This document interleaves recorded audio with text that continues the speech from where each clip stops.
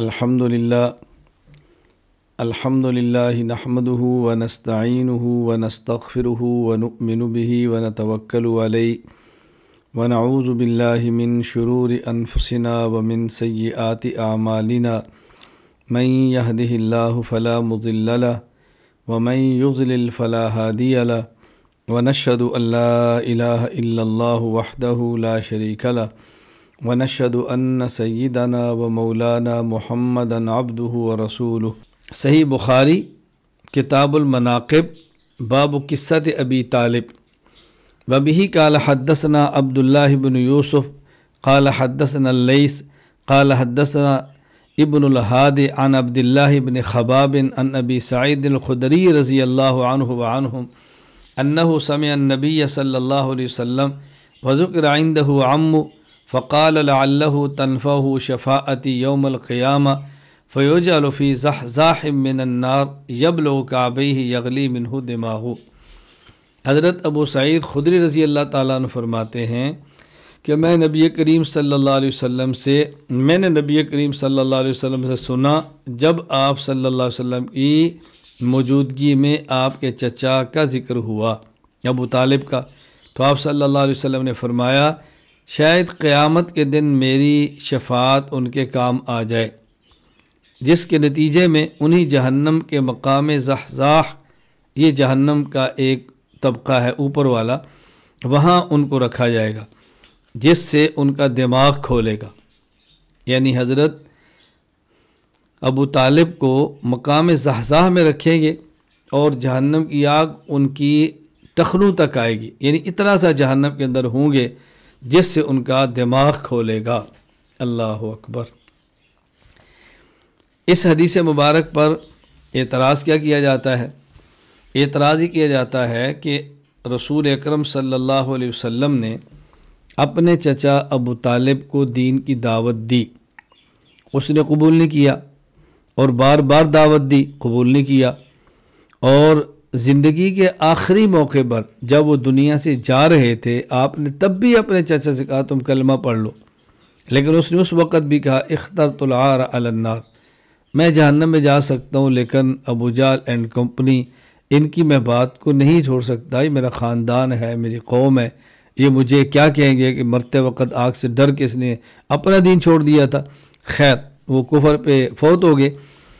رسول اکرم صلی اللہ علیہ وسلم کو غم تھا ان کے یوں کفر پہ جانے کا۔ اللہ تعالیٰ نے قرآن کریم کی آیت نازل فرمائی انک لا تہدی من احببت ولکن اللہ یہدی من یشاء، کہ آپ جس کو چاہے ہدایت دیں، ایسا نہیں ہوگا، اللہ تعالیٰ جس کو چاہتے ہیں ہدایت دیتے ہیں، تو ہدایت دینا تو اللہ کے اختیار میں، اس لیے آپ اس پر زیادہ غمزدہ نہ ہوں۔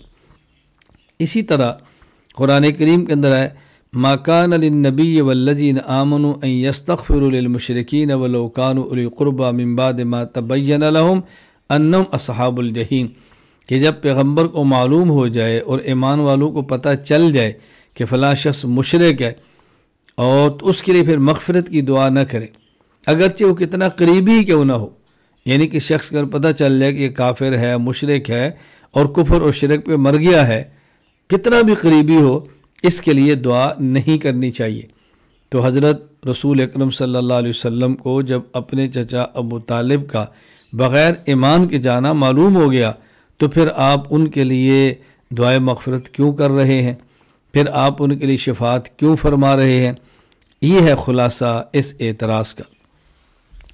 جواب ذہن نشین فرمائیں کہ یہ جو قرآن کریم کے اندر ہے کہ نبی اور نبی پر ایمان لانے والے مؤمنین جب ان کو پتہ چل جائے کہ فلاں شخص کافر ہے، مشرک ہے اور کفر اور شرک پہ مرا ہے، تو اس کے لیے استغفار نہیں کرنا چاہیے۔ اس استغفار کا معنی کیا ہے؟ استغفار کے دو مطلب ہیں۔ استغفار کا ایک معنی ہے نماز جنازہ اور استغفار کا دوسرا معنی ہے دعائے مغفرت۔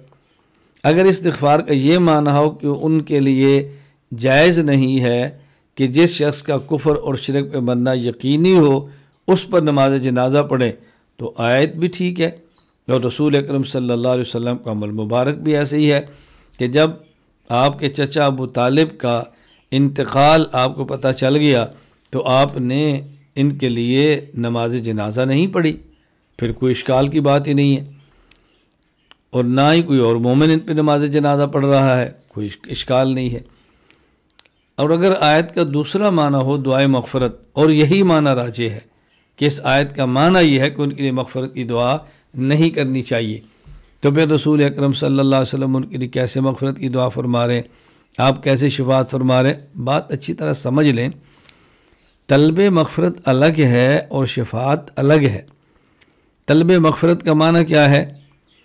طلب مغفرت کا معنی ہوتا ہے الخروج من النار، کہ ان کے لیے یہ دعا کریں کہ میرے چچا کو جہنم میں جانا ہی نہ پڑے، ان کو جہنم کی آگ سے بچا لیں، یہ الگ بات ہے، اور یہ آپ نے دعا نہیں کی۔ اور ایک یہ کہ ان کے عذاب کے اندر تخفیف ہو جائے، عذاب کو ہلکا کر دیا جائے، یہ بات الگ ہے۔ چونکہ اس حدیث پاک میں جو بات ثابت ہو رہی ہے وہ یہ کہ رسول اکرم صلی اللہ علیہ وسلم فرمایا کہ میرے چچا ابو طالب کو قیامت کے دن میری شفاعت کام آئے گی۔ اس شفاعت کا نتیجہ کیا نکلے گا؟ کہ ان کو جہنم کا عذاب ہلکا ملے گا، سخت نہیں ملے گا۔ تو ایک ہے عذاب کا نہ ملنا اور ایک ہے عذاب کا ہلکا ہونا۔ تو استغفار کا معنی ہوتا ہے کہ جب اس کے گناہ معاف ہو جائیں گے تو اب یہ جہنم کے اندر جائیں گے نہیں، تو یہ بات الگ ہے۔ اور ایک ہے کسی کے لیے شفاعت کرنا کہ اس کا عذاب ہلکا ہو جائے، یہ بات الگ ہے۔ اس لیے رسول اکرم صلی اللہ علیہ وسلم کا سفارش کرنا کہ عذاب ہلکا ہو، یہ اس آیت کے خلاف نہیں کہ جس میں یہ ہے کہ پیغمبر ایمان والوں کے لیے استغفار نہ کریں۔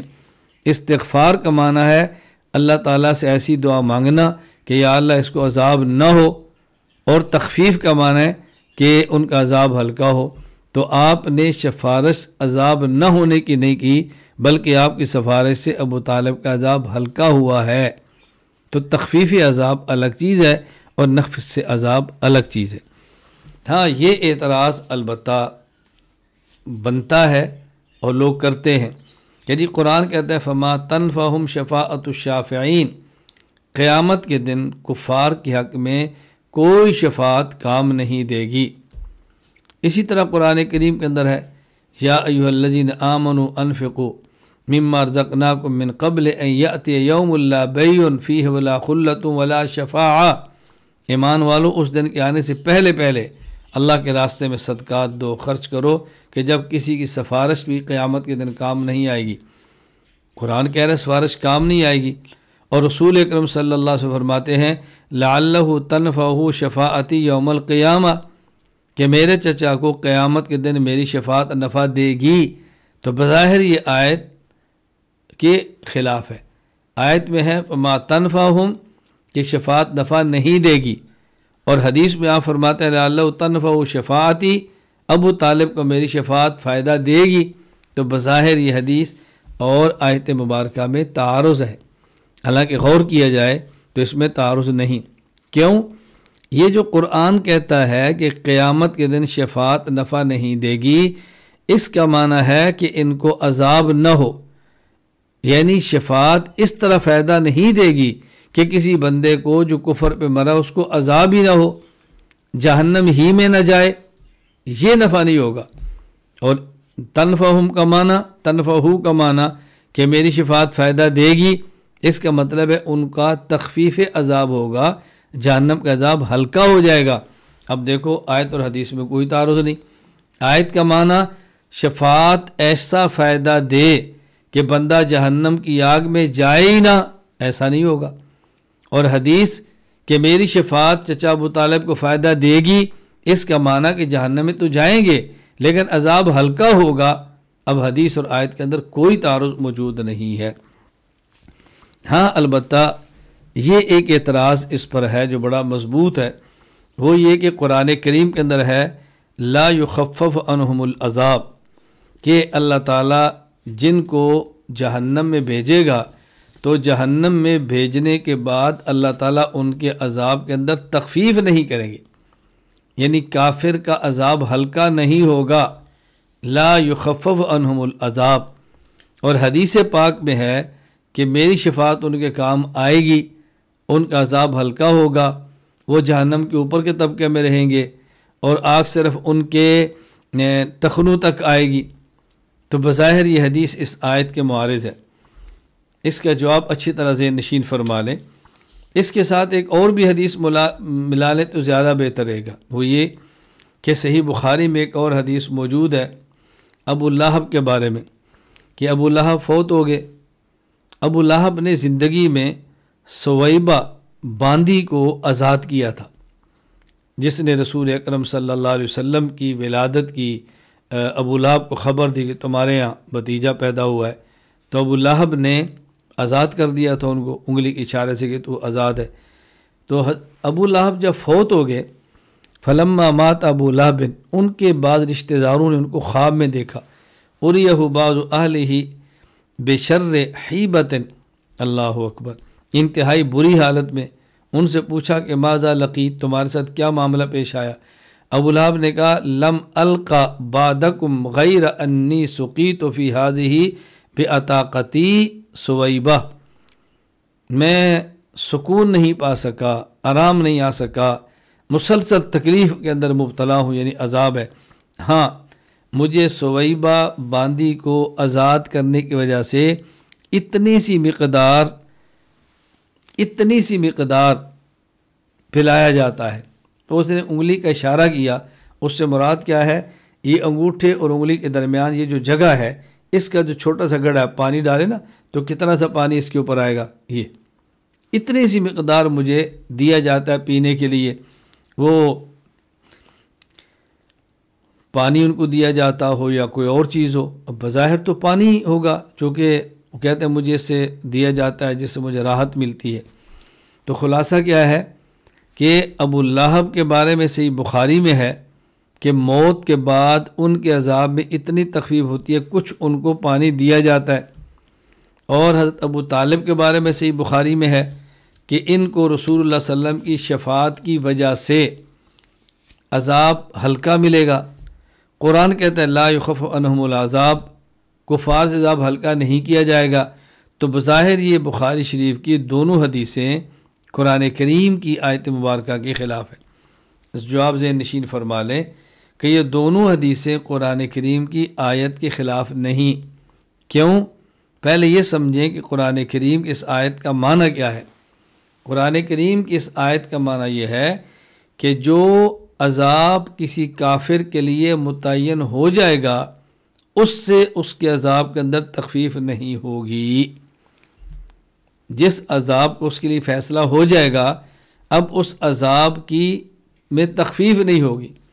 تو ابو طالب کے لیے اتنا ہی عذاب متعین ہوا کہ ان کو جہنم کے اوپر والے طبقے مقام زحزاح میں رکھا جائے اور آگ ان کے ٹخنوں کے برابر پہنچے، طے ہی اتنا ہوا، اب اس سے ہلکا نہیں ہوگا۔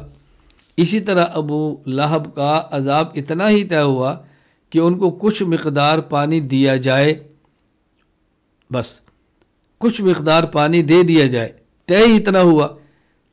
ان کو عذاب تو ہوگا لیکن اتنی سی تخفیف کہ ان کو اتنی مقدار پانی دیا جائے، اب اس سے مزید ہلکا نہیں ہوگا کہ ان کو دودھ دیا جائے، پانی زیادہ دیا جائے، ان کو مزید سہولتیں دی جائیں، یہ نہیں ہوگا۔ تو آیت مبارکہ کا معنی امام ابو عبداللہ محمد بن محمد ابن عرفہ المالکی رحمہ اللہ، وفات 803 ہجری، لا یخفف عنہم العذاب، سورۃ البقرہ آیت نمبر 162 کے تحت اپنی تفسیر ابن عرفہ میں فرماتے ہیں الذی استحقہ کل واحد منہما ونزل بہ لا یخفف عنہ منہ، یعنی جس قدر عذاب ان کے حق میں متعین ہوا ہے اس سے تخفیف نہیں ہوگی۔ تو اب حدیث آیت مبارکہ کے خلاف نہیں۔ خلاصہ جواب کا کیا ہوا کہ یہ جو قرآن کریم کے اندر ہے کہ کفار کے عذاب میں تخفیف نہیں ہوگی، اس کا مطلب کہ جس قدر عذاب ان کے حق میں متعین ہو جائے گا اس سے زیادہ تخفیف نہیں ہوگی، اور جتنا عذاب ابو طالب کا متعین ہو گیا کہ مقام زحزاح میں ہوں گے اور آگ ان کے ٹخنے تک آئے گی، اس سے ہلکا نہیں ہوگا، کوئی حرج نہیں، اب اشکال نہیں ہے۔ اسی طرح ابو لہب کو جہنم میں ڈالا جائے گا، ابو لہب کو عذاب ہوگا، لیکن عام کافر کو پانی کا ایک گھونٹ بھی نہیں ملے گا اور ان کو کچھ مقدار میں پانی دیا جائے گا، اب اس سے زیادہ ان کا عذاب ہلکا نہیں ہوگا۔ اب حدیث پاک اور آیت مبارکہ کے اندر کوئی تعارض موجود نہیں ہے۔ وآخر دعوانا الحمد للہ رب العالمین۔